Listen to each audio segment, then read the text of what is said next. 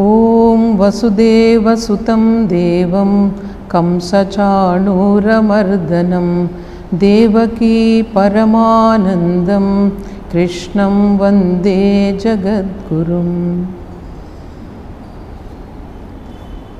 ఈరోజు భాద్రపద కృష్ణ అష్టమి మహాపుణ్యదినం. భారతీయులందరికీ కూడా శ్రీకృష్ణ పరమాత్మ జన్మించినటువంటి రోజు. భాగవత పురాణంలో దశమ స్కంధంలో శ్రీకృష్ణ జన్మ వృత్తాంతం గురించి చాలా చక్కగా వర్ణించబడి ఉంది. అసలు భగవంతుని యొక్క లీలలు దేనికోసం అంటే అది మన కోసం. ఎందుకంటే మన మనసు సాధారణమైన అవస్థలో ఎప్పుడూ కూడా అధోగామిగా ఉంటుంది. దానికి ఒక ఆలంబన కావాలి. ఏ ఆలంబన సపోర్ట్ మనం ఇవ్వకపోతే అవి సాధారణమైన విషయాలపైన ఎప్పుడు కూడా మనసు వెళ్తూ ఉంటుంది, ఇంద్రియాల వైపు వెళ్తూ ఉంటుంది. అందువల్ల భగవంతుని లీలలు, ఎందుకంటే ఆ భగవంతుని లీలలు అనేవి మన మనసుకు ఒక ఆలంబన. వాటిలో మన మనసును ఉంచినప్పుడు అవి మనల్ని ఎప్పుడు కూడా ఊర్ధ్వగామిగా తీసుకుని వెళ్తాయన్నమాట. అందువల్ల ఈ లీలలు మనకు చాలా ముఖ్యమైనవి. అందున శ్రీకృష్ణ లీలలు ఏమిటంటే అది పూర్ణ అవతారం అని చెప్తారు. అందులో ఆయన యొక్క బాల్యావస్థ నుంచి, శిశువు అవస్థ నుంచి కూడా ఆయన లీలలు మొదలు పెడతారు. అలాగే ఎన్నో రకాల పాత్రలు ఆయన జీవితంలో పోషించారు.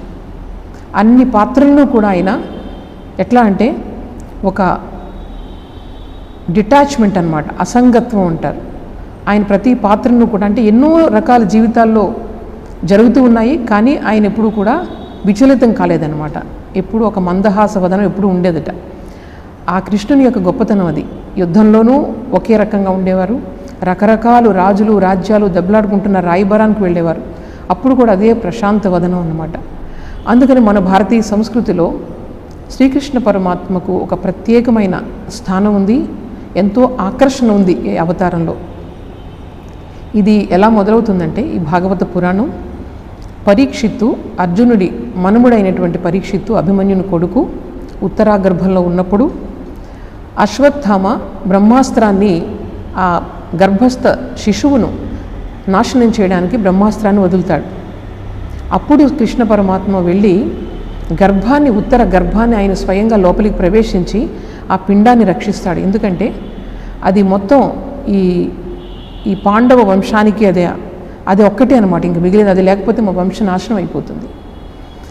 ఆయన ఆ లోపల ఈ శ్రీకృష్ణ దర్శనం గర్భస్థ శిశువుగా ఉన్నప్పుడే పరీక్షితునకు లభించింది. తర్వాత ఆయన జన్మించిన తర్వాత ఆ రోజు చూసిన ఆ శ్రీకృష్ణుని యొక్క దర్శనాన్ని మరీ మరీ చూడాలని అందరి ముఖాలో ఇంకా తేరిపారా చూస్తూ ఉండేవట. ఎందుకంటే ఆయన మళ్ళీ చూడాలనే ఆశతో. అందుకనే ఆయనకు పరీక్షిత్తు, ఇప్పుడు అందరినీ పరీక్షగా చూస్తూ ఉండేవాడు. అందువల్ల ఆయనకు పరీక్షిత్తు అనే నామం వచ్చింది. తర్వాత ఆయన చక్కగా రాజ్య పరిపాలన చేస్తూ ఉన్నాడు. అయితే ఒకసారి వాళ్ళు రాజులు కాబట్టి వేటకు వెళ్ళేవారు. ఒకరోజు అలా వేటకు వెళ్ళినప్పుడు ఆయన ఒక జంతువుని వేటాడుతున్నాడు. అయితే ఆ జంతువు దొరకలేదు ఆయనకి. ఈయనకి చాలా అలసటగా ఉంది, తర్వాత ఆకలిగా కూడా ఉంది. అక్కడ అడవుల్లో ఎప్పుడూ కూడా ఋషి ఆశ్రమాలు ఉంటూ ఉండేవి. అలా ఆయన రాజు నడుస్తూ వెళ్తున్నప్పుడు ఒక మహర్షి ఆశ్రమం దగ్గరికి వెళ్ళి ఆగుతాడు. అక్కడ ఆయన ఒక శమిక మహర్షి, ఆయన పేరు, ఆయన అక్కడ తపస్సు చేసుకుంటూ ఉంటారు. ఈయన అక్కడికి వెళ్ళి, నేను ఇలా ఒక జంతువుని వేటాడుతున్నాను, ఇటు పక్కకు వచ్చిందా అని అడుగుతారు ఆయన మునిని. అడిగితే ఆయన మాట్లాడరు అనమాట, ఏమీ కూడా మాట్లాడకపోయేసరికి రాజు కోపం వస్తుంది. 2-3 సార్లు అడిగినా సరే ఋషి మాట్లాడటం లేదు. కోపం వస్తుందన్నమాట, అడిగిన దానికి సమాధానం చెప్పట్లేదని. అప్పట్లో ఏంటంటే ఈ ఋషి ఆశ్రమాల్లో ఈ రాజులకు వాళ్ళకి కొంచెం ఆహారం ఏర్పాట్లు చేయడం అట్లా చేస్తూ ఉండేవారు.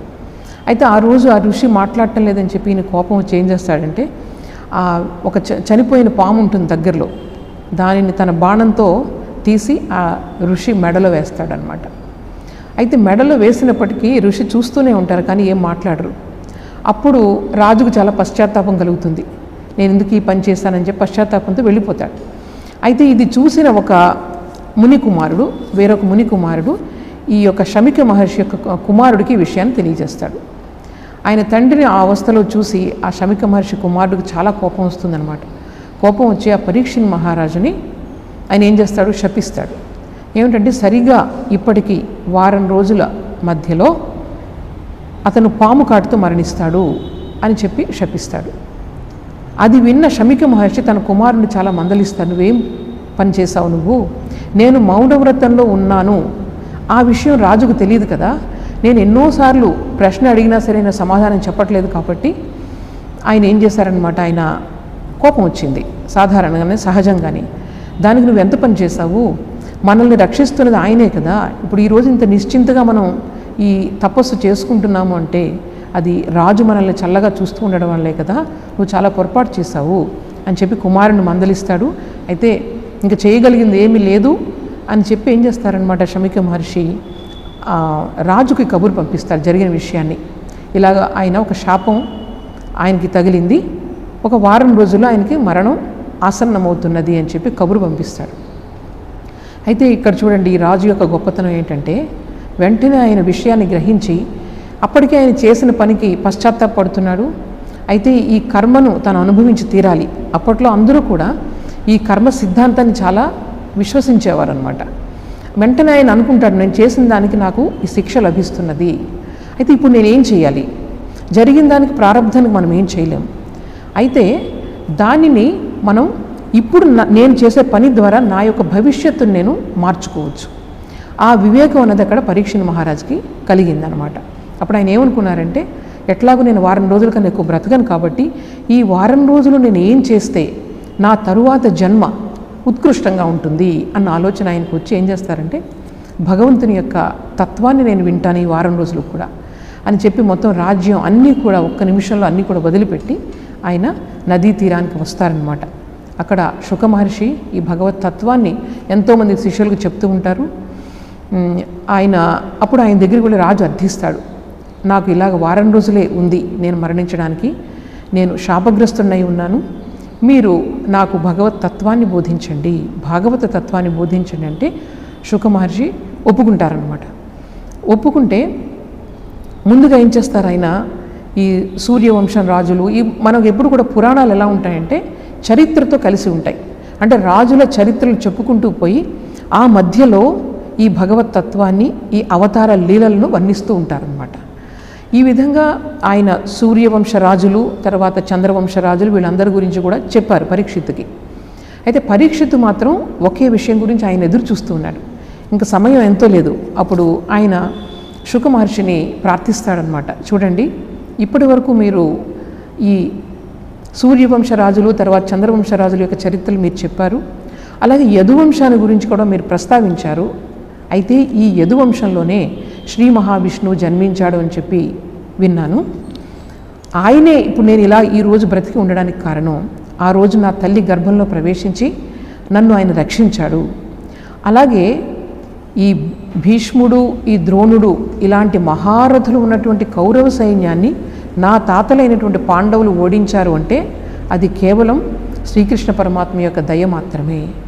అటువంటి శ్రీకృష్ణ చరిత్రను నేను తెలుసుకోవాలనుంది, నాకు చాలా ఆతృతగా ఉంది, నాకు సమయం తక్కువగా ఉంది, అందువల్ల ఆ చరిత్రను మీరు చెప్పండి.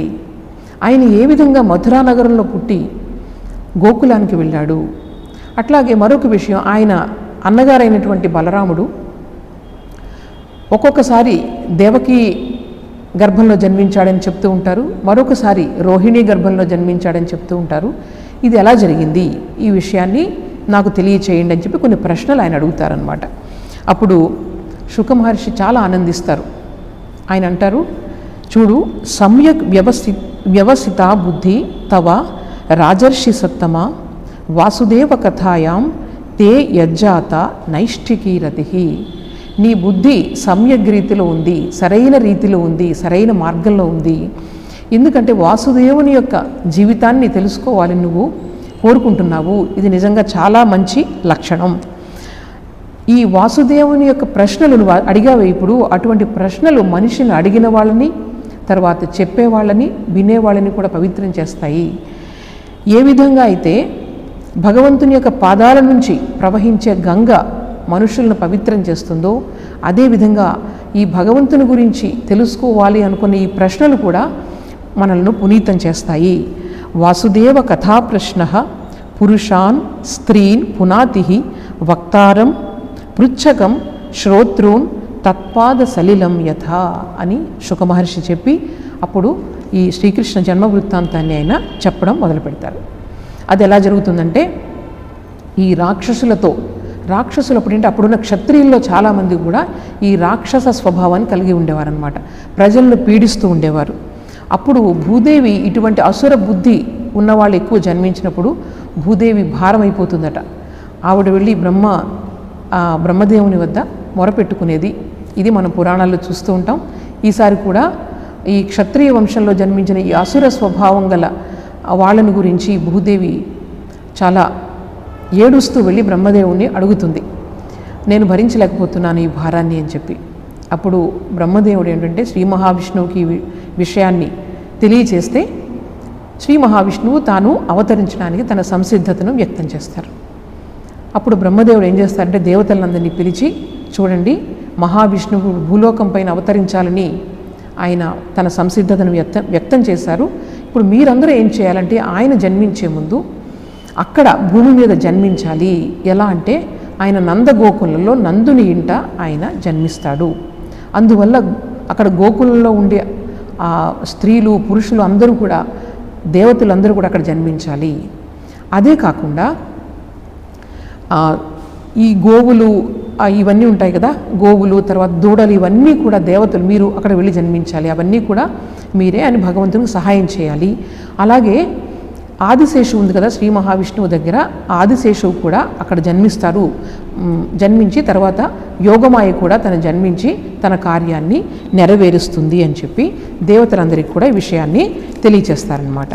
అప్పుడు ఈ దేవతలందరూ కూడా ఎంతో సంతోషంతో ఈ మహావిష్ణువు యొక్క భూలోక లీలలో తాము కూడా ఒక పాత్రధారులు కావడానికి చాలా అదృష్టంగా భావిస్తూ వాళ్ళందరూ కూడా ఆనందంతో వెళ్ళిపోతారు. ఇప్పుడు ఈ యదువంశంలోకి మహావిష్ణువు జన్మిస్తారు. ఆ యదువంశాన్ని అక్కడ శూరసేన మహారాజు అక్కడ పరిపాలిస్తూ ఉంటారు, ఆ మథుర రాజధానిగా. ఆయన యొక్క కుమారుడు వసుదేవుడు. ఆయన సకల సద్గుణాలు ఆయనలో ఉంటాయి, చాలా బుద్ధిమంతుడు ఆయన. ఆయనకు దేవకుడు అనే ఆయన యొక్క కుమార్తెను ఇచ్చి వివాహం చేస్తారు, దేవకీదేవి. ఈ దేవకీదేవి యొక్క పెదనాన్న కొడుకు కంసుడు, ఆయన ఉగ్రసేన మహారాజు తమ్ముడు దేవకుడు అనమాట. ఈ అన్నదమ్ముల పిల్లలైనప్పటికీ కంసుడు దేవకిని ఎంతో ప్రేమిస్తాడు, తన చెల్లెల్ని. అయితే రంగరంగ వైభోగంగా వాళ్ళు వివాహం చేస్తారు.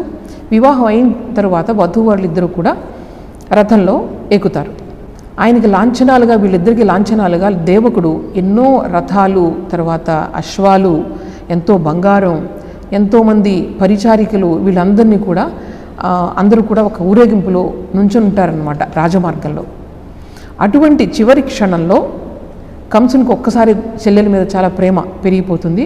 ఆయన వచ్చి రథసారథిని పక్కకు దింపి తానే రథాన్ని నడపడానికి సంసిద్ధుడవుతాడనమాట. ఈ సమయంలో ఎక్కడి నుంచో ఒక వాణి వినిపిస్తుంది, ఆకాశవాణి, కంసుడిని ఉద్దేశిస్తూ.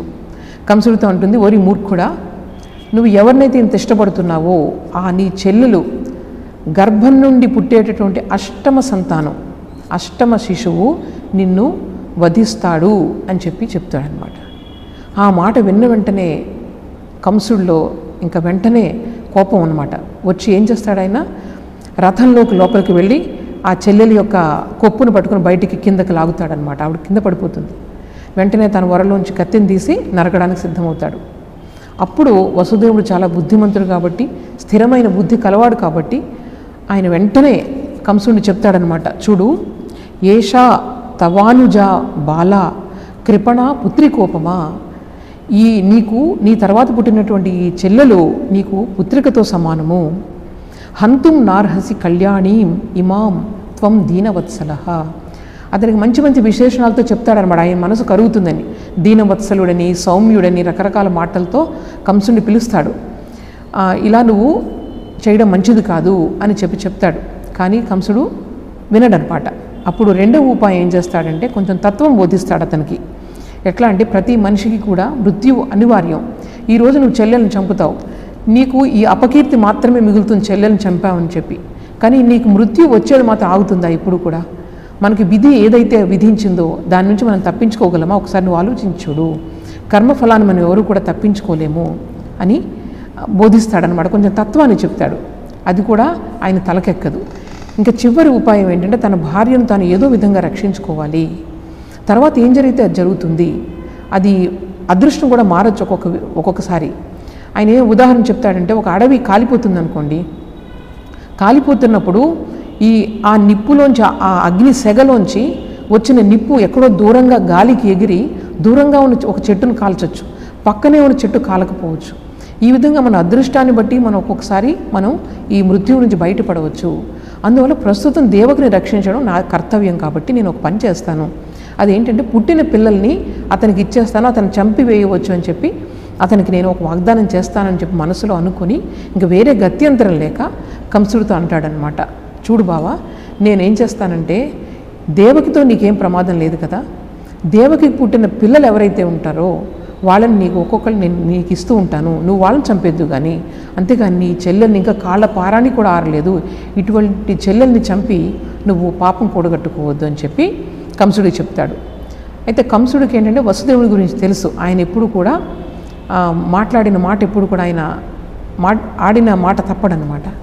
అందువల్ల వెంటనే సరే కదా, ఇప్పుడు నేను ఈ చెల్లెల్ని చంపకుండా ఇదేదో బాగానే ఉంది అని చెప్పి వెంటనే వదిలేసి వాళ్ళని అంతఃపురానికి పంపిస్తాడనమాట. పంపించిన తర్వాత 1 సంవత్సరానికి ఒక కుమారుడు కలుగుతాడు వీళ్ళకి. వెంటనే వసుదేవుడు పుట్టిన బిడ్డను పుట్టినట్లుగానే తీసుకొచ్చి కంసుడి దగ్గరికి వస్తాడనమాట. ఇదిగో నేను నీకు వాగ్దానం చేశాను కదా, నువ్వు ఈ బిడ్డను నువ్వు తీసుకో, నువ్వు చంపవచ్చు అని చెప్పి. అయితే కంసుడిలో ఏంటంటే పసిబిడ్డను చూడగానే అనుకుంటాడనమాట, నాకు అష్టమ సంతానం కదా నన్ను చంపుతుందని చెప్పింది, ఈ పిల్లాన్ని చంపి నేను ఎందుకులే అని చెప్పి అతని మనసులో కూడా కొంచెం కారుణ్యం అనేది వచ్చి ఆయన చెప్తాడనమాట, చూడు నేను ఇతన్ని చంపను, నువ్వే తీసుకువెళ్ళు, నాకు అష్టమ సంతానం నుంచి కదా నాకు వచ్చేది అని చెప్పేసి ఆయన్ని తీసుకెళ్ళమంటాడనమాట. వసుదేవుడికి నమ్మకం కుదరదు, ఎందుకంటే కంసుడు ఒక్కొక్క ముహూర్తంలో ఒక్కొక్క రకంగా ఉంటాడు ఆ స్వభావం. అందువల్ల అతని మాట మీద నమ్మకం ఉండదు. అయినా సరే ఆయన కుమారుని తీసుకుని వెనక్కి వెళ్ళిపోతాడు. వెళ్ళిపోయిన తర్వాత వీళ్ళకి ప్రతి సంవత్సరం కూడా ఒక్కొక్క కుమారుడు కలుగుతూ ఉంటాడు. అలాగా 6 సంవత్సరాలు 6 కుమారులు కలిగారు. అయితే ఈ మధ్యలో నారద మహాముని కంసుడి దగ్గరికి వస్తారనమాట. వచ్చి నువ్వేం పని చేశావు, అలా వదిలేసావేంటి వాళ్ళని, అష్టమ సంతానం అని చెప్పారు కదా, ఎటు నుంచి 8వ వాళ్ళ నీకు ఎలా తెలుస్తుంది, నువ్వు చాలా తప్పు పని చేసావు, నీకు తెలియట్లేదు, నీవు గత జన్మలో కాలనేమి అనే రాక్షసుడివి, ఇప్పుడు మళ్ళీ నువ్వు అంటే ఈ మహావిష్ణువు చేతిలో నువ్వు వధింపబడడానికి ఇక్కడ పుట్టావు, నీవు పుట్టబోయే నిన్ను చంపడానికే మొత్తం ఎక్కడ నీ మధురా నగరంలో కానీ నీ యదువంశంలో కానీ చాలామంది జన్మించి ఉన్నారు, నీ తండ్రితో సహా అందరూ కూడా. అలాగే నందగోకులంలో కూడా చాలామంది జన్మించారు, దేవతలందరూ కూడా. ఇక్కడ శ్రీ మహావిష్ణువు కూడా జన్మిస్తున్నాడు. ఇవన్నీ కూడా నిన్ను చంపడానికే ఇదంతా కూడా అనగానే ఇంకా కంసుడికి విపరీతమైన కోపం వస్తుంది. కోపం వచ్చి నారద మహాముని వెళ్ళగానే వసుదేవుడు కబురు పంపిస్తాడు, ఆయన యొక్క 6 పుత్రులను తీసుకొని రమ్మని చెప్పి. వసుదేవుడు వస్తాడు, చాలా భయంతోనే ఈ 6 పిల్లల్ని కూడా తీసుకొని ఆయన కాళ్ళు పట్టుకొని గిరగిరా తిప్పుతూ రాయికి వేసి కొట్టి చాలా చాలా హింసాత్మకంగా ఆయన చంపేసేవాడట. ఈ 6 పిల్లల్ని ఆయన చంపేస్తాడనమాట. చంపేసి ఏం చేస్తాడు, అప్పుడు ఈ దేవకిని తర్వాత వసుదేవుని కారాగారంలో బంధిస్తాడు. అలాగే తన తండ్రిని కూడా, ఉగ్రసేన మహారాజును కూడా, వృద్ధుడు పాపం ఆయన కూడా కారాగారంలో బంధిస్తాడు. ఇలాగా చేసి మొత్తం అసురులు ఎవరైతే ఉన్నారో వాళ్ళందరితో ఆయన చెలిమి చేస్తాడనమాట. చేసి ఇంక తర్వాత ఏం చేస్తారంటే మొత్తం ఇక్కడ పుట్టిన అందరు చిన్నపిల్లలను నాశనం చేయమని అందరు పుట్టిన వాళ్ళందరినీ కూడా ఇలా రకరకాల ఆజ్ఞలు ఇస్తూ ఉంటాడు. ఈ లోపల 7వసారి గర్భం ధరిస్తుంది దేవకీదేవి. ఈసారి శ్రీ మహావిష్ణువు ఆదేశం ఏమిటంటే యోగమాయకి చెప్తారనమాట, ఈ ఆదిశేషువు దేవకీ గర్భంలో ఇప్పుడు జన్మిస్తాడు, ఆయనని ఆ గర్భాన్ని తీసుకువెళ్ళి ఆ పిండాన్ని తీసుకుని వెళ్ళి వసుదేవుని మరొక భార్య అయినటువంటి రోహిణీదేవి, ఆవిడ నందగోకులంలో నందుని సంరక్షణలో ఉన్నది, ఆవిడ గర్భంలో ప్రవేశపెట్టు అని చెప్పి యోగమాయకు ఆయన ఆదేశం ఇస్తారనమాట. ఆ విధంగానే దేవకి గర్భం దాల్చగానే అక్కడ నుంచి పిండాన్ని తీసుకుని వెళ్ళి అక్కడ రోహిణీ గర్భంలో దాన్ని సంకర్షణ చేస్తారంటే ఇందులోంచి అక్కడ ట్రాన్స్ఫర్ చేస్తారనమాట. అందుకనే బలరాముణ్ణి ఆదిశేష అంశతో జన్మిస్తారు. ఆయన బలరాముడు అంటారు ఎందుకంటే బలవంతుడు కాబట్టి, అలాగే రంజింపచేసే స్వభావం, అందరినీ రంజింపచేసే స్వభావం ఉంది కాబట్టి ఆయన్ని బలరాముడని పిలిచేవారు. అలాగే సంకర్షణుడు అంటే ఒక గర్భం నుంచి ఇంకొక గర్భానికి మార్చబడ్డాడు కాబట్టి సంకర్షణుడు అని కూడా అనేవారు అనమాట. ఈ విధంగా రోహిణీదేవి గర్భంలో అక్కడ ఈ బలరాముడు జన్మిస్తాడు. అయితే ఇక్కడ వీళ్ళందరూ ఏమనుకుంటారంటే దేవకీదేవి గర్భం దాల్చిందని తెలుస్తుంది, కానీ గర్భస్రావం జరిగిందని ఇక్కడ అందరూ కూడా అనుకుంటారనమాట. ఇక్కడ యదువంశంలో, ఇక్కడ మథురా నగరంలో ఇది అయ్యింది. తరువాత 8వ గర్భం, అసలు మన శ్రీకృష్ణుడు జన్మించే సమయం ఆసన్నమైంది. 8వసారి గర్భం ధరిస్తుంది దేవకీదేవి. అప్పుడు ఆవిడే కాదు, వసుదేవుడు కూడా ఎంతో జాజ్వల్యమానంగా ఉన్నారట. వాళ్ళిద్దరూ కూడా ప్రకాశిస్తున్నారు, ఎందుకంటే భగవంతుని యొక్క అంశ వాళ్ళ ద్వారా బయటకు వస్తుంది కాబట్టి వాళ్ళిద్దరూ కూడా ఎంతో ప్రకాశిస్తూ ఉన్నారట. అంటే దేవకీదేవి మాత్రం పైనంత విషాదం, అంటే ఇంత ఆనందం ఉన్నప్పటికీ కూడా ఒక విషాదం, అంటే ఈ బిడ్డ మళ్ళీ ఏమవుతాడో అని చెప్పేసి.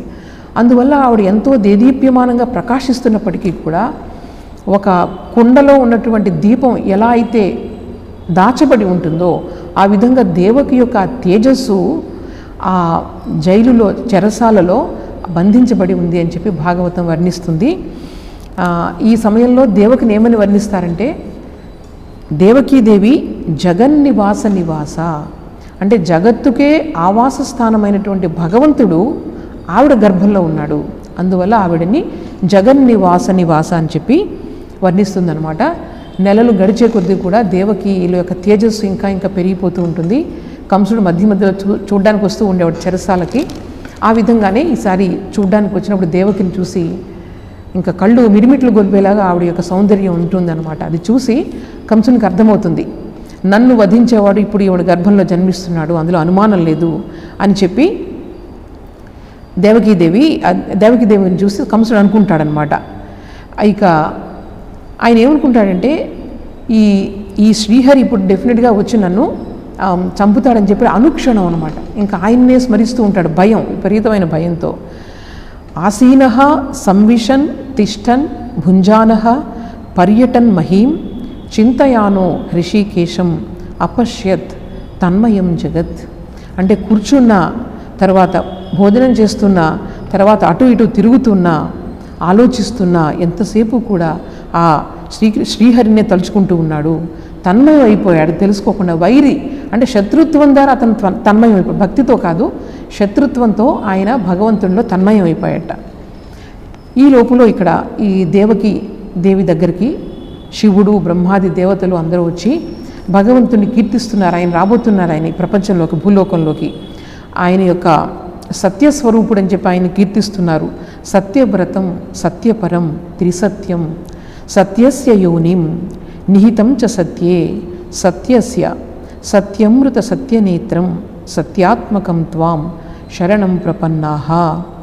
అలాగే ప్రపంచానికి ఆవాస స్థానమైన నీ యందు ఎవరైతే ఐకాంతిక భక్తిని కలిగి ఉంటారో అటువంటి వాళ్ళు ఈ సంసారాన్ని ఒక గోష్పదాన్ని దాటినట్లుగా దాటగలరు, అంత అవలీలగా వాళ్ళు దాటగలరు. అలాగే నువ్వు ఇంద్రియానికి అందవు. నువ్వు ఎవరైతే శుద్ధమైన మనసుతో ఉంటారో వాళ్ళకి మాత్రమే నువ్వు గోచరిస్తావు. ఈ విధంగా రకరకాలుగా దేవతలు వీళ్ళందరూ కూడా స్తుతిస్తారు. స్తుతించి వాళ్ళందరూ కూడా వెళ్ళిపోయిన తర్వాత శుక మహర్షి చెప్తున్నారు, అప్పుడు రోహిణి నక్షత్రం మనం చెప్పుకున్నట్లుగా కృష్ణ అష్టమి తిథి, అర్ధరాత్రి, వాతావరణం అంతా కూడా ఈ పులకించిపోతుందట. ప్రకృతి అంతా కూడా ఆకాశంలో నక్షత్రాలు చాలా స్పష్టంగా మెరుస్తూ ఉన్నాయి. నదిలో నీళ్లు చాలా శుభ్రంగా ఉన్నాయి, చక్కగా ప్రవహిస్తూ ఉన్నది. అలాగే కొలనులన్నిటిలో కూడా తామర పువ్వులన్నీ చక్కగా విరిసి ఉన్నాయట. అలాగే గుబుర్లు పొదల్లో మంచి సువాసన వెదజల్లే పుష్పాలన్నీ కూడా సువాసన వెదజల్లుతూ ఉన్నాయి. అక్కడకు తుమ్మెదలు వచ్చి ఝంకారం చేస్తూ ఉన్నాయి అర్ధరాత్రి. అలాగే గాలి చాలా మృదువుగా వీస్తుంది, ఎక్కడ దుమ్ము అన్నది లేదు, చాలా చాలా ప్యూర్గా ఉందన్నమాట, చాలా పవిత్రంగా ఉంది వాతావరణం అంతా కూడా. అలాగే గొప్ప వాళ్ళందరూ కూడా, మహాత్ములందరూ కూడా వాళ్ళ ఇళ్లల్లో హోమాన్ని చేస్తున్నారు. ఇటువంటి సమయంలో ప్రకృతి అంతా కూడా పులకించిపోతుంది. కంసుడు తప్ప మిగిలిన అందరి మనస్సుల్లో కూడా ఆనందం తాండవిస్తోంది. కంసుని మనస్సులో మాత్రమే భయం ఉంది.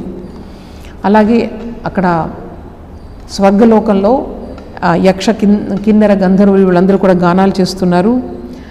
చక్కగా మేఘాలు, మనకు అది వర్షాకాలం కాబట్టి, వర్ష ఋతువు కాబట్టి మేఘాలన్నీ నీళ్లతో నిండి ఉన్నాయి. అవి వర్షించడానికి సిద్ధంగా ఉన్నాయి. చిన్న చిన్న గర్జనలు, చాలా మృదువుగా మేఘాలు గర్జిస్తున్నాయట. అటువంటి సమయంలో అర్ధరాత్రి దేవకీ గర్భం నుండి శ్రీ మహావిష్ణువు ఆవిర్భవించాడు. ఎలా ఆవిర్భవించాడంటే తూర్పు దిక్కున ఎట్లా అయితే పూర్ణచంద్రుడు ఆవిర్భవిస్తాడో ఆ విధంగా ఆవిర్భవించాడు. నిషీధే తముద్భూతే జాయమానే జనార్దనే దేవక్యాం దేవరూపిణ్యాం విష్ణు సర్వగుహాశయః ఆవిరాసీత్ యథా ప్రాచ్యం దిశీందురివ పుష్కలః అని భాగవతం శ్రీకృష్ణ జన్మను వర్ణిస్తుంది. అయితే వసుదేవుడు చూశారు జన్మించిన బిడ్డను.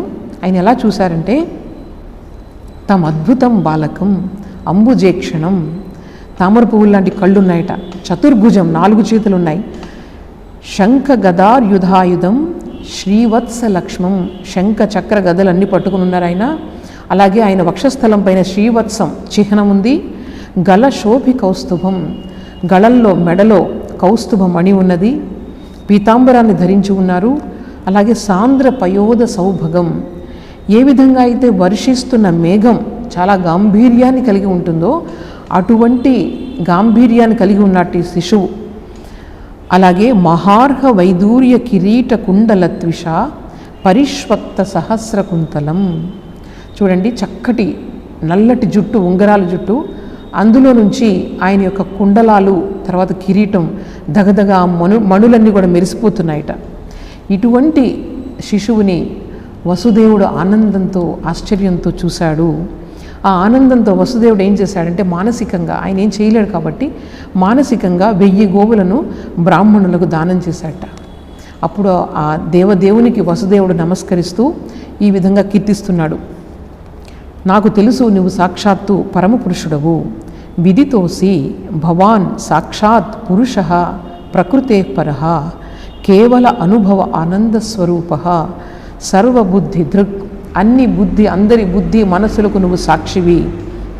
అలాగే ఈ క్షత్రియుల రూపంలో ఉన్నటువంటి అసుర సైన్యాలను నువ్వు సంహరించడానికి నువ్వు వచ్చావు. కంసుడు మరణ భయంతో ఉన్నాడు, నీ ముందు పుట్టిన 6 బిడ్డలను కూడా సంహరించాడు. నీవు జన్మించావని తెలిస్తే చాలు ఆయుధంతో నిన్ను సంహరించడానికి వస్తాడు.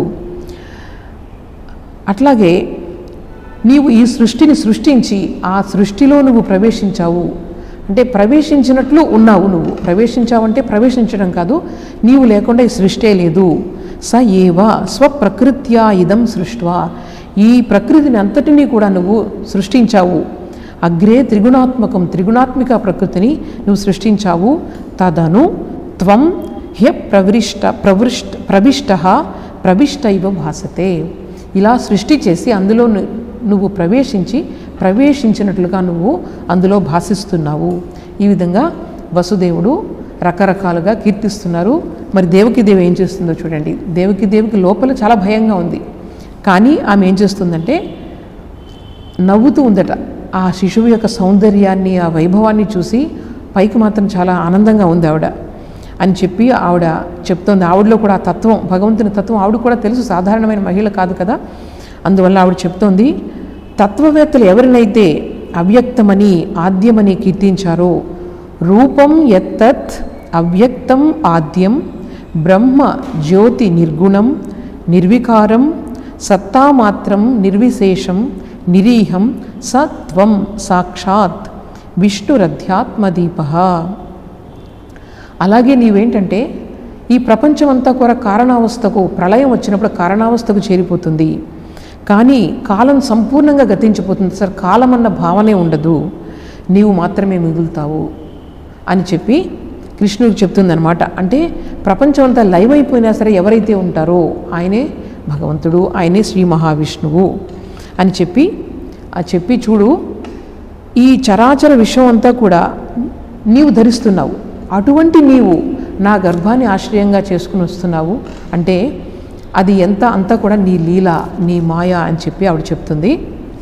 అప్పుడు ఈ శిశువు నుంచి శ్రీ మహావిష్ణువు మాట్లాడతారనమాట. వాళ్ళిద్దరికి తల్లిదండ్రులను ఉద్దేశించి చూడండి, మీ యొక్క పూర్వజన్మ వృత్తాంతం మీకు గుర్తులేదు. మీరు స్వయంభూ మన్వంతరంలో నీవు పృష్ణి, వసుదేవుడు పేరు, నీవు అంటే దేవకీదేవి పృష్ణి, అలాగే వసుదేవుడు ప్రజాపతి సుతప. వీళ్ళిద్దరినీ కూడా బ్రహ్మదేవుడు సంతానాభివృద్ధి చేయమని ఆదేశిస్తారు. అయితే వీళ్ళు మాత్రం ఏం చేస్తారంటే ముందుగా భోగాల్లోనికి వెళ్లకుండా వీళ్ళిద్దరూ కూడా ముందు తపస్సు చేస్తారు. చాలా తీవ్రమైన తపస్సు చేస్తారు. ఆ తపస్సుకు మెచ్చి మహావిష్ణువు మెచ్చి వాళ్ళకి ప్రత్యక్షం అవుతారనమాట. ప్రత్యక్షం అయ్యి ఆయన ఏం చెప్తారంటే, మీరు ఏదైనా వరాన్ని కోరుకోండి, మీరు ఈ మహా తపస్సును నేను చూసి నేను చాలా ఆనందిస్తున్నాను అని చెప్తే వాళ్ళు ఏం చేస్తారంటే శ్రీ మహావిష్ణువుని నీ వంటి వాళ్ళు నాకు బిడ్డగా జన్మించాలి అని కోరుకుంటారు. అప్పుడు ఈయన ఏం చెప్తారంటే, నిజానికి మీరు ఎంతో తపస్సు చేశారు, ఆ సమయంలో మీరు నన్ను మోక్షాన్ని అడిగి ఉంటే కనుక నేను మోక్షాన్ని ప్రసాదించి ఉండేవాడిని. కానీ మీరు మాయ వల్ల ఏం చేశారంటే మోక్షాన్ని అడగలేదు, నాకు ఒక పుత్రుడు కావాలి, నీ వంటి పుత్రుడు కావాలి అని అన్నారు. నేను సరే అని చెప్పాను. అయితే నా వంటి పుత్రులు, నా వంటి వాళ్ళు వేరొకరు ఉండరు ఈ ప్రపంచంలో. అందువల్ల నేనే మీకు పుత్రుడిగా జన్మించాలి అని నేను సంసిద్ధుడని చెప్పి నేను మీకు పుత్రునిగా జన్మించాను అని చెప్తారనమాట. అప్పుడు ఆ అవతారంలో నన్ను పృష్ణి గర్భుడు అని పిలిచేవారు. తరువాత రెండవ జన్మలో కశ్యప ప్రజాపతి, అదితి వీళ్ళిద్దరుగా మీరు జన్మించారు. అప్పుడు నేను ఉపేంద్రుడు లేదా వామనుడు అనే నామంతో జన్మించాను. నేను అప్పుడు పొట్టిగా ఉండేవాడిని. ఇకపోతే ఇది మూడవ జన్మ మీకు. ఈ మూడవ జన్మ ఇది మీది చివరి జన్మ. నేను ఈ దివ్య స్వరూపాన్ని, అసలు స్వరూపంతో నేను ఎందుకు జన్మించానంటే, లేకపోతే మీరు నన్ను విశ్వసించరు, నమ్మరు నేనే మీకు పుత్రునిగా జన్మించానని. అందుకే నేను అసలు స్వరూపంతో ఈ కుండలాలతో, వీటన్నిటిలో కిరీట కుండలాలతో నేను మీకు జన్మించాను. ఇప్పుడు నేను అంటే మీరేం చేస్తారంటే ఈ జన్మంతా కూడా నేను పరబ్రహ్మ మీకు భగవంతుడే మీకు పుత్రునిగా జన్మించాడని తెలిసి మీరు నన్ను రెండు విధాలుగా ఆరాధిస్తారు. అదేమిటంటే, ఒకటి పరబ్రహ్మగా, రెండవది మీ కుమారునిగా. ఈ రెండు విధాలుగా మొత్తం జీవితం అంతా మీరు ఆలోచిస్తూ నన్నే ధ్యానిస్తూ మీకు ముక్తి లభిస్తుంది అని చెప్పి ఆయన చెప్పి సాధారణమైన శిశువుగా మారిపోతారనమాట. అప్పుడు ఆయన యొక్క ఆదేశానుసారం ఏమవుతుందంటే, వసుదేవుడు ఈ బాలుణ్ణి తీసుకుని వెళ్ళి నందగోకులాన్ని తీసుకుని వెళ్ళాలి. అక్కడ మొత్తం అందరూ భటులందరూ కూడా ఈ యోగమాయ వశం వల్ల అందరూ కూడా నిద్రలోకి జారుకుంటారు. మొత్తం ఆ చెరసాలకున్న అన్ని గొలుసులు, తాళాలు అన్నీ కూడా తెగిపోతాయి, వసుదేవునికి దారిస్తాయి అన్నమాట. అప్పుడు బాగా వర్షం పడుతుంది బయట. అప్పుడు శిశువుని తీసుకుని ఆయన వెళ్తూ ఉంటే ఒక ఆదిశేషువు తన పడగలతో శిశువుకి రక్షణను కల్పిస్తుంది. యమున ఆ మంచి వర్షంలో చాలా గర్జిస్తూ ఉంటుందట. యమున అనేది పరవళ్ళు తొక్కుతూ ఉంటాయి నీళ్లు. కానీ వసుదేవుడి దగ్గరికి వెళ్ళగానే ఆ యమున రెండుగా చేలుతుంది.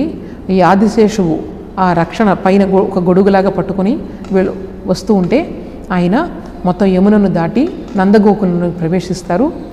అర్ధరాత్రి వేళ అక్కడ కూడా నందగోకులంలో అందరూ కూడా మొత్తం ఆదమరిచి నిద్రపోతూ ఉంటారు. యశోద బిడ్డకు జన్మనిస్తుంది. కానీ అక్కడ తనకు పుట్టినది ఆడ శిశువా లేకపోతే మగ శిశువా అన్నది ఆమెకు అర్థం కాదు. నిద్రపోతుంది. అంతా కూడా మాయవశం వల్ల వాళ్ళందరికీ ఏమీ అర్థం కాదు. అటువంటి సమయంలో వసుదేవుడు ఈ నందుని యొక్క ఇంట ప్రవేశించి, ఈ నందుని వాళ్ళ ఇంట ఎన్నాళ్ళ నుంచో వాళ్ళు ఎంతో తపస్సు చేస్తున్నారు, వాళ్ళకి సంతానం లేదు. అటువంటి ఇంట్లో యోగమాయ అక్కడ జన్మిస్తుంది, వాళ్ళకి శిశువుగా జన్మిస్తుంది, ఆడ శిశువుగా. ఆ శిశువుని ఈయన తీసుకొని ఈ శ్రీకృష్ణ పరమాత్మని ఈ శిశువుని అక్కడ యశోద పక్కన పడుకోబెట్టి ఆయన నెమ్మదిగా మళ్ళీ తన మథురా నగరానికి వచ్చేస్తారనమాట. ఈయన వచ్చిన వెంటనే మొత్తం కారాగారాలన్నీ కూడా లోపలికి రాగానే విధంగా అన్నీ కూడా మూసుకుంటాయి, ఆ తాళాలన్నీ కూడా మూసుకొని పోతాయి. తర్వాత ఈయన తన సంఖ్యలను ఈ బిడ్డను దేవకీదేవి దగ్గర పడుకోబెట్టి తర్వాత తన సంఖ్యలను ఆయన కాళ్ళు చేతులు కూడా మళ్ళీ యథావిధంగా బంధించుకుంటారు. ఇప్పుడు ఈ అమ్మాయి ఏడుస్తుంది. ఇక్కడ ఏడవగానే భటులందరూ లేస్తారు. లేచి వెంటనే కంసుని దగ్గర పరుగు పెడతారు. కంసుడు ఏం చేస్తాడనమాట, వెంటనే ఇంకా జుట్టు కూడా సరిగా లేదట, అంతా విరబోసిన జుట్టుతో భయంతో చాలా పరిగెట్టుకుని తను ఖడ్గాన్ని తీసుకుని పరిగెట్టుకుని వస్తాడనమాట చెరసాలకు. అప్పుడు దేవకికి ఒక మాయ, అంటే ఆడబిడ్డ అయ్యో ఈమె కూడా చంపేస్తాడని చెప్పేసి తన కొంగు చాట్లో బిడ్డను గట్టిగా పట్టుకుంటుందట. పట్టుకొని, అన్న ఇది నీకు నీ మేనల్లుడు కాదు, ఈమె మేనకోడలు, ఆడబిడ్డ, నువ్వు దీనిని చంపవద్దు అని చెప్పి చాలా దీనంగా రోధిస్తూ అడుగుతుందట. నీ పేరు చెప్పుకుంటాను, నేను జీవితాంతం కూడా ఈ బిడ్డను నా దగ్గర ఉంటే కనుక నీ పేరు చెప్పుకుంటాను నేను జీవితాంతం కూడా, నువ్వు చంపవద్దని చెప్తే పాపం ఆ బిడ్డ ఒళ్ళో దాచుకుంటుంది ఆవిడ. అప్పుడు ఆ సమయంలో కంసుడు ఆ కాళ్ళు 2 పట్టి లాగి గిరిగిరా తిప్పి ఒక రాయికి వేసి కొడతాడు, అతను చేసే విధంగానే విపరీతమైన కోపంతో భయంతో. అప్పుడు ఆ బిడ్డ రాయికి తగలకుండా ఆకాశంలోకి ఎగిరిపోతుంది. ఆకాశంలోకి ఎగిరిపోయి ఆవిడ దుర్గాదేవి కింద మొత్తం ప్రత్యక్షమవుతుంది కంసుడికి. 4 వైపుల నుంచి దేవతలందరూ కూడా ఆమె పైన పుష్ప వృష్టిని కురిపిస్తారు, తర్వాత స్తుతిస్తూ ఎన్నో గానాలు చేస్తారనమాట. అప్పుడు ఆమె గట్టిగా కంసుని ఉద్దేశించి చెప్తుంది, మూర్ఖుడా, ఎంతమంది పిల్లల్ని ఇలా చంపుతావు, ఇంక ఈ చంపడం మానుకో, నిన్ను చంపడానికి వేరే చోట జన్మించి ఉన్నాడు, సిద్ధంగా ఉన్నాడు, నువ్వు ఇటువంటి క్రూర పనులు ఇంకా మానివేసేయి అని చెప్పేసి గట్టిగా చెప్పి ఆవిడ అదృశ్యమైపోతుందట. అప్పుడు ఇంకా కంసునిలో ఒక అనుమానం వస్తుంది, ఇదేమిటిది, అష్టమ సంతానం నన్ను చంపుతానని చెప్పారే కానీ ఈ బిడ్డ ఎలా వచ్చి ఇలా అమ్మాయి పుట్టింది, ఈ దేవతలు కూడా అబద్ధాలు ఆడతారా ఏమిటి అని చెప్పి అప్పుడు తనకు పశ్చాత్తాపం కలుగుతుంది. ఎక్కడో పుట్టాడని చెప్పింది కదా, ఎక్కడో పుట్టితే పాపం నేను ఇన్నాళ్ళు ఏం చేశాను, నేను నా చెల్లెలను ఈ భావని నేను ఇన్నాళ్ళు కూడా ఇన్ని కష్టాలు పెట్టాను, అందువల్ల నువ్వు వెళ్ళి చెప్పి అతనికి పశ్చాత్తాపం కలుగుతుంది. కలిగి వాళ్ళిద్దరి దగ్గరికి వెళ్ళి నేను ఎంత తప్పు చేశాను, ఇది నిజంగా మీ పిల్లలని చెప్పి దేవతలు కూడా ఇలా అబద్ధాలు ఆడతారు నేను అనుకోలేదు, నన్ను మీరు క్షమించండి, మీరు చాలా గొప్పవాళ్ళు, గొప్ప మనసు ఉన్నవాళ్ళు అని చెప్పి వాళ్ళిద్దరు పాదాలకి నమస్కరిస్తాడట. నమస్కరించి ఏం చెప్తాడంటే ఈయన వీళ్ళకి తత్వం బోధిస్తాడు. అయినా మీ పిల్లలు ఇలా చనిపోయారు, 6 పిల్లలు అంటే నేనే కారణం అని మీరు అనుకోవద్దు, ఈ మన యొక్క కర్మను ఎవరు కూడా మార్చలేరు కదా అని చెప్పి ఈయన మళ్ళీ వాళ్ళకి తత్వాన్ని బోధించి మొత్తానికి తను చేసిన పనిని సమర్థించుకున్నట్లుగా మాట్లాడతారనమాట. తర్వాత వీళ్ళని ఆ చెరసాల నుంచి బయటికి పంపించేస్తాడు. తర్వాత ఆయన రాక్షసులను పంపించి పిల్లలందరినీ చంపడం తర్వాత వృత్తాంతం. అయితే ఇక్కడ మనం మళ్ళీ ఈ నందగోకులానికి రావాలి. ఈ నందగోకులంలో మరి పుట్టక వీళ్ళకి బిడ్డ పుట్టాడు యశోద ఇంట్లో. ఆ విషయం మొత్తం అందరికీ కూడా తెలుస్తుంది, బృందావనంలో అంతా కూడా అందరికీ తెలుస్తుంది. తెలిసి ఇంకా వాళ్ళందరూ కూడా ఎంతో ఆనందంతో మొత్తం ఇళ్ళన్నీ కూడా ఎంతో చక్కగా అలంకరించుకొని చక్కటి బట్టలు వేసుకొని అందరూ కూడా గోకులంలో అందరూ కూడా నందునింటికి వెళ్తూ ఉంటారు. ఆ నందుని అక్కడ రాజు, వాళ్ళ గోకులానికి రాజు కాబట్టి వాళ్ళు ఆ నందోత్సవం అంటారు దాన్ని, అక్కడ చేసుకుంటారనమాట. ఈ లోపల నందుడు ఏం చేస్తాడంటే జాతకాలని పిలిపించడానికి బ్రాహ్మణుల్ని జాతకం చెప్పించాలి శిశువుకి, ఇవన్నీ చెప్పి బ్రాహ్మణులను పిలిపిస్తాడు. ఎంతోమంది బ్రాహ్మణులను పిలిచి వాళ్ళందరికీ గోదానాలు ఇవన్నీ చేస్తూ ఉంటాడు. ఆయన ఆ పనుల్లో ఉంటారు. ఈ లోపల వీళ్ళందరూ కూడా కానుకలు అవి తీసుకుంటూ వచ్చి ఈ నందుని ఇంటికి వస్తూ ఉంటారు. లోపలికి వచ్చే బిడ్డను చూస్తారు. బిడ్డను చూసి ఆ బిడ్డ యొక్క సౌందర్యాన్ని వాళ్ళందరూ వర్ణించుకుంటూ ఉంటారు. అబ్బా యశోద ఎంత చక్కని బిడ్డ పుట్టాడు అని చెప్పేసి ఆ చక్కటి వర్ణన మీకు భాగవతంలో ఉంటుంది. ఆ ఆనందం పట్టలేక వాళ్ళందరూ కూడా పసుపు నీళ్ళు ఒకళ్ళ మీద ఒకళ్ళు చల్లుకుంటూ ఉంటారు. అట్లాగే పెరుగు, పాలు, మజ్జిగ, తర్వాత వెన్న ఒకళ్ళ మీద ఒకళ్ళు చల్లుకుంటూ వాళ్ళ ఆనందాన్ని వ్యక్తపరుస్తూ ఉన్నారు. చక్కని ఆభరణాలు ధరించి ఉన్నారు వాళ్ళందరూ కూడా. వాళ్ళ యొక్క గోవుల్ని చాలా చక్కగా పసుపు రాసి అలంకరించారట. గోవులకు కూడా చక్కటి ఆభరణాలు అవన్నీ కూడా పెట్టారు. పెట్టి వీళ్ళందరూ కూడా ఆ కానుకలను తీసుకొని నందుని ఇంటికి వెళ్తున్నారు. ఇటుపక్క నుంచి నందుడు కూడా వచ్చిన వాళ్ళందరూ కూడా ఆనందంతో కానుకలు ఇస్తూ ఉన్నాడు. వీళ్ళందరూ కూడా పసిబాలుని చక్కగా ఆశీర్వదించారనమాట. సో ఆ రోజు నుంచి కూడా ఈ నందగోకులంలో మీకు ఇంకా లక్ష్మీదేవికి కొదవు లేదు. ఎందుకంటే సాక్షాత్ శ్రీహరి ఉన్నారు కాబట్టి ఇంకా వాళ్ళకి దేనికి లోటు లేదనమాట. అప్పటి నుంచి కూడా శ్రీహరి తన లీలలను, శ్రీకృష్ణ పరమాత్మగా తన లీలలను ప్రారంభిస్తారు. ఈరోజు ఇంతటితో ముగిద్దాము. ఈ శ్రీకృష్ణ జన్మ వరకు మనం ఈరోజు ముగిద్దాము. శ్రీకృష్ణ పరమాత్మ మనందరికీ కూడా వివేక వైరాగ్యాలనిచ్చి ఆ పరబ్రహ్మ తత్వాన్ని మనం ఈ జన్మలోనే అర్థం చేసుకునే ఒక సౌభాగ్యాన్ని మనకు కలిగించాలని ప్రార్థిస్తూ సెలవు తీసుకుంటున్నాను. ఓం అసతో మా సద్గమయ తమసో మా జ్యోతిర్గమయ मृत्योर्मा अमृतंगमय। ओम शांति शांति शांति। हरि ओम तत्सत्। श्रीकृष्णार्पणमस्तु।